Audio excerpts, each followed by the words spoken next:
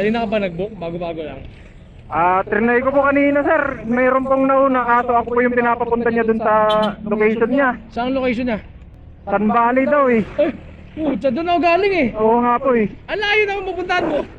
Sabi ko, sir, book na lang po ako ng iba kung ako po yung pupunta dyan sa'yo. Kako, pinaglakad pa ako papunta dun sa may 7-Eleven kasi sabi niya nandun daw siya. Alayo nun. Oo, tas nung sinabi kong nandun na ako sa may 7-Eleven, sang bandang 7-Eleven yan sir, sabi niya sa akin.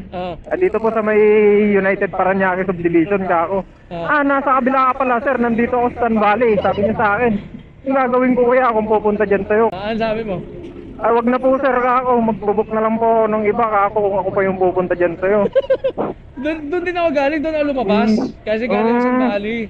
Kaya sabi ko sir, di ba sir, papunta na ako. Opo, Baka opo. mamaya kasi sir. Minsan kasi pag natatagal lang yung mga pasahero, kinakancel Opo. sir. Kawawa na po kami. Opo. Yun ang Sayang inisip din naman namin. yun. Pero sir, Ganda eh.